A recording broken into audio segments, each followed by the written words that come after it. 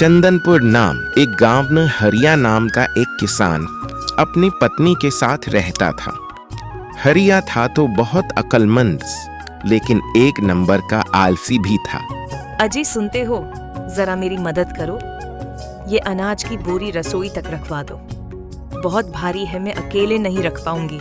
तो भाग्यवान, एक बार अपनी लंबी जुबान से कोशिश करो, इसे उठाने की हो सकता है तुम रख पाओ। ऐसे ही जब भी कोई काम करना होता तब घर के बाहर जाकर जहाँ कहीं भी जगह मिलती वहीं पे सो जाता और शाम को बिना काम के वापस आ जाता। किसी दिन अगर कुछ कमा लेता तो जब तक घर का राशन खत्म ना हो जाए तब तक कुछ काम ही नहीं करता। उसका आलस देखकर उसकी पत्नी बहुत परेशान रहती थी। अरे उठिए, कम से कम आज तो जाकर कुछ काम कर लाइए। सुबह से बस चारपाई पे पड़े हैं। अरे अब तो घर का सारा राशन भी खत्म हो गया है। अभी के अभी जंगल जाइए और वहाँ से लकड़ियाँ लेकर बाजार में बेचकर आइए। चलिए उठिए। बेचारा हरिया, आज फिर से उसे काम करने के लिए जाना ही पड़ा। हरिया जंगल पहुंचकर सूखी लकड़ियां ढूंढता एक आम के पेड़ के पास पहुंचता है। अरे वाह, कितनी छाया है! इस पेड़ के नीचे कितनी ठंडी हवा है। यहाँ सोने में तो और भी आनंद आएगा। और वैसे भी लकड़ियां काटने के लिए तो पूरा दिन पड़ा है। इतनी दूर से आया हूँ, थोड़ा सो लेता हूँ। हरिया आम के पेड़ के नीचे लेट गया। देखते ही देखते शाम होने को आ गई। तभी उसी जंगल से एक साधु जा रहे थे। साधु बहुत दूर से आ रहे थे, इसलिए उन्हें बहुत जोर से प्यास लगी थी। साधु ने बहुत ढूंढा, लेकिन उन्हें आसपास पानी नजर नहीं आया। आगे चलकर उन्होंने पेड़ के नीचे सो रहे हरिया को देखा। अरे भाई, कौन हो आप? और इस तरह यहाँ घने जंगल में अकेले क्यों सो रहे हो? अब तो थोड़ी देर में अंधेरा भी होने वाला है। हरिया आलस में इतना चूज था, साधु को देखकर भी वो लेटा ही रहा और कहने लगा, साधु जी प्रणाम। साधु जी, आप अपना काम बताइए और मुझे सोने दीजिए। अरे ये आदमी बड़ा ही आलसी है। सुनो भाई, मुझे माफ करना। मैं बहुत दूर से चलकर आया हूँ तो मुझे बहुत जोर से पानी की प्यास लग रही है। आपको देखा तो सोचा आपसे पूछ लूं।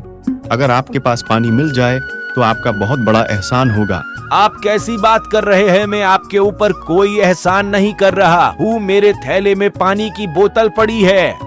आप इसमें से ले लीजिए और पी लीजिए और जल्दी यहाँ से चले जाइए। मुझे बहुत नींद आ रही है। फिर साधु हरिया के बोतल में से पानी सी लेते। तुमने मेरी प्यास बुझाकर मेरी जान बचाई है।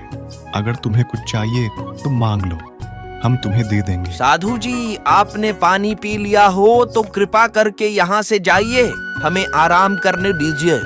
फिर साधु वहां से चलेगा। जब शाम हो गई तब हरिया उठा और उठकर लकड़ियां इकट्ठा करने लगा और उन लकड़ियों को बाजार में जाकर बेचा और जो पैसे उसे मिले उससे घर के लिए कुछ राशन खरीद लिया और राशन लेकर घर आ गया। इस बार का उसका लाया हुआ राशन बस केवल 3 दिन ही चल पाया। इस बात से गुस्सा होकर हरिया को उसकी पत्नी डांट कर बाहर निकाला। तब हरिया फिर से उस जंगल में चला गया। हरिया आज फिर उसी आम के पेड़ के नीचे लेटकर आराम करने लगा और किस्मत का करिश्मा भी ऐसा था कि वहीं साधु उसी रास्ते से बाजार जा रहे थे। उन्होंने देखा कि वो आदमी फिर वहीं लेटा है। अरे भाई देखो, तुम्हारे पास एक आम पड़ा है, उठ जाओ और उसे ले लो, नहीं तो कोई जानवर खा जाएगा। अरे साधु जी, आप फिर आ गए।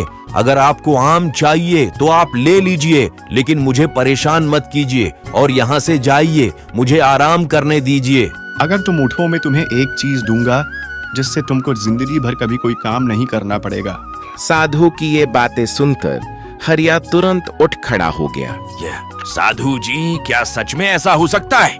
साधु ने अपना एक कड़ा निकाला। ये लो बेटा, तुम ये कड़ा ले लो। ये बहुत ही कीमती कड़ा है। तुम इस कड़े से जीवन भर अपने परिवार का और अपना पेट भर सकते हो।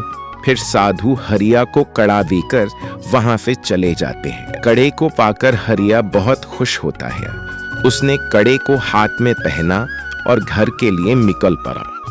लेकिन घर के थोड़े नजदीक जाते ही उसके हाथ से वो कड़ा निकलकर वहीं गिर गया। फिर कुछ महीनों तक ऐसे ही चलता रहा। एक दिन हरिया उसी जंगल में लकड़ियां इकट्ठा कर रहा था, तभी वहां साधु आ जाते हैं। तुम फिर से यही काम कर रहे हो। मैंने तुम्हें इतना कीमती कड़ा दिया था उसका, तुमने क्या किया? साधु जी, जब मेरी किस्मत में यही सब करना लिखा है तो आपके कड़े देने से मेरी किस्मत थोड़ी बदल जाएगी। और वो कड़ा तो पता नहीं रास्ते में कहाँ गिर गया। बेटा, तुम बात तो बिल्कुल सही कह रहे हो। जो भी अपनी किस्मत में है वही मिलेगा। लेकिन ये बात भी सच है, बिना कुछ काम करे किसी को कोई फल नहीं मिलता।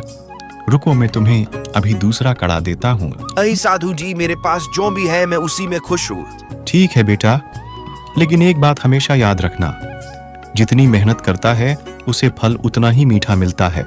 इसलिए तुम अपना आलसीपन छोड़ो, मेहनती बनो। इतना बोलकर साधु चले जाते हैं। फिर हरिया भी अपने घर निकल पड़ा और हरिया ने ठान लिया था कि अब वो रोज मेहनत करेगा और आलसपन छोड़ देगा।